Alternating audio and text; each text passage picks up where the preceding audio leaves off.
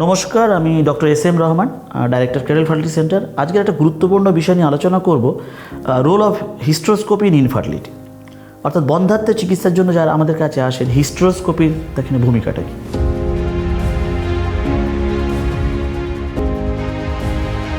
প্রথমে বলি হিস্ট্রোস্কোপি জিনিসটা কি। হিস্টেরো মানে ইউট্রাস, স্কোপি মানে ক্যামেরা ঢোকানো বা ইনসারশন অফ ক্যামেরা। অর্থাৎ ইউট্রাসের মধ্যে যখন আমরা ক্যামেরা ঢুকি ইউট্রাসের যে ইনসাইড লাইনিং অর্থাৎ এন্ডোমেট্রিয়াল ক্যাভিটিকে যখন আমরা দেখি, সেটাকেই হিস্ট্রোস্কোপি বলে। এই হিস্ট্রোস্কোপি দু ধরনের হয়, একটা ডায়াগনস্টিক আর একটা থেরাপিউটিক। ডায়াগনস্টিককে কী করি আমরা, সেখানে আমরা শুধুমাত্র ডায়াগনোসিস করা হয়, অর্থাৎ কোনো সাবমিউকাস ফাইব্রয়েড, এন্ডোমেট্রিয়াল পলিপ, কোনো ইন্ট্রাইউটেরিন ফাইব্রোসিস বা অ্যাডেশন, অ্যাশারম্যান সিনড্রোম যেগুলোকে বলে, আছে কি না, কোনো টিউবাল ব্লক অর্থাৎ কর্নওয়ারল্যান্ড ব্লক আছে কিনা সেটা বোঝা যায়, এবং তার সঙ্গে সেপ্টেড ইউট্রাস আছে কিনা বা অন্য কোনো মুলেরিয়ান অ্যানোমালি আছে কিনা, এই জিনিসগুলো, এবং কিছু ক্ষেত্রে ইস্টেমোসিল বলে, সেটাও হিস্ট্রোস্কোপিক্যালি ডায়াগনোসিস করা যায়। এই জিনিসগুলো সাধারণত হিস্ট্রোস্কোপিতে এটা ডায়াগনস্টিক।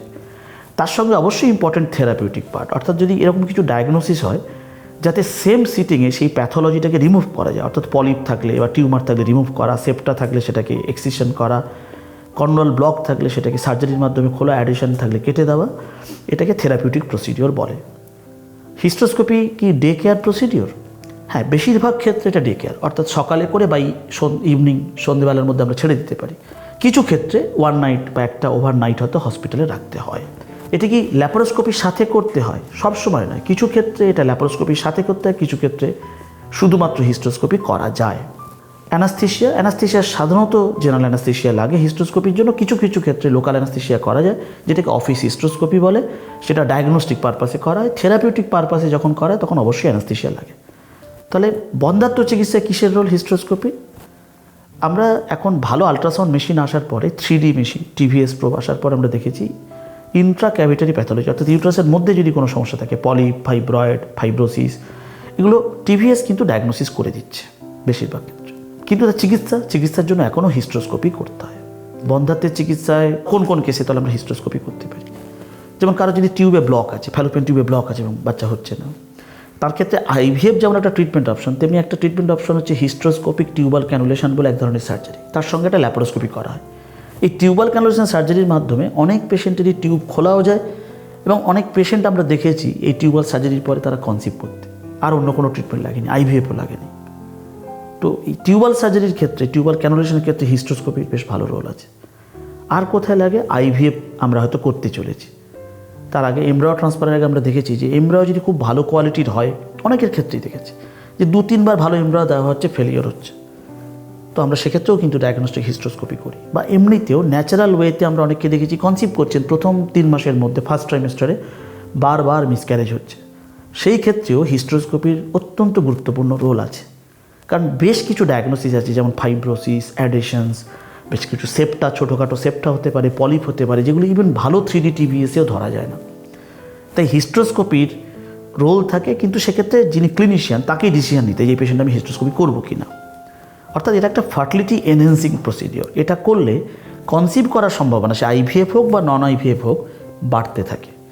কারণ এন্ডোমেট্রিয়াল লাইনিং অত্যন্ত ইম্পর্টেন্ট একটা জায়গা। আমরা বলি যে একটা প্রেগনেন্সি আসে কীভাবে, আমরা বলি এমব্রায়ো এন্ডোমেট্রিয়াম ক্রসটক বা এমব্রায়ো এন্ডোমেট্রিয়াম ডায়ালগ। অর্থাৎ ভ্রূণটা যখন ইউট্রাসের মধ্যে আসে, তার মায়ের ইউট্রাসে, সেই এমব্রায়োর সঙ্গে ইউট্রাসের লাইনিংয়ের একটা ডায়ালগ বা ক্রসটক হয়, তারপরেই এমব্রায়োটি ইমপ্ল্যান্টেশন হয়। এই ইমপ্ল্যান্টেশন যদি ঠিকঠাক হয় তাহলে আর মিসক্যারেজ হবে না। এটা ঠিকঠাক না হলেই প্রেগনেন্সি ফেলিওর, আইভিএফ ফেলিওর বা মিসক্যারেজ হবে। ফলে এন্ডোমেট্রিয়ামের ভীষণ গুরুত্বপূর্ণ একটা ভূমিকা আছে, এবং হিস্ট্রোস্কোপি সেই কাজটা করতে পারে, যে বেশ কিছু জিনিস যেটা আমরা হয়তো আলট্রাসাউন্ডে মিস করছি সেটা ডায়াগনোসিস করতে পারে। সবচেয়ে বড় কথা, আমাদের কাছে এটা একটা ভালো থেরাপিউটিক অপশন। যেমন একটা সার্জারি, সেপ্টেড ইউট্রাসে পর্দা থাকলে আমরা দেখেছি বারবার প্রেগনেন্সি লস হয় বা আইভিএফ ফেলিওর হয়, এবং হিস্ট্রোস্কোপিক্যালি সেপ্টাল রিসেকশন করতে পারলে সাধারণত আমরা দেখেছি যে আউটকাম ইমপ্রুভ করে।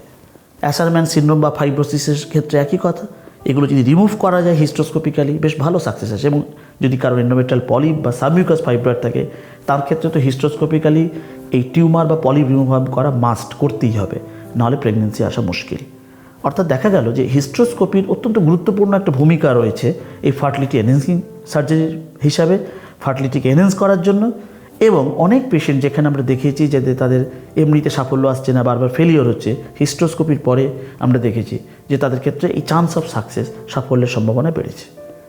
তাই আবারও বলবো, এই ব্যাপারে আপনার যিনি ডাক্তার, যিনি ক্লিনিশিয়ান, তার সিদ্ধান্ত শেষ করতে যে হিস্ট্রোস্কোপি করতে হবে কি হবে না। এবং প্রথম দিকে যে সমস্যা হতো যে হিস্ট্রোস্কোপি লার্নিং কার্ভ অনেক জায়গাতে হতো না, এখনও সব জায়গাতে হয় বলবো না, কিন্তু অনেক জায়গাও হয়েছে, সেন্টার হয়েছে যেখানে এই ধরনের সার্জারি হয়। ফলে আপনারা সেখানে যোগাযোগ করতে পারেন বা আপনাদের চিকিৎসার জন্য আপনার যারা ক্লিনিশিয়ান বা ডাক্তার তাদের সাথে কথা বলতে পারেন। নমস্কার।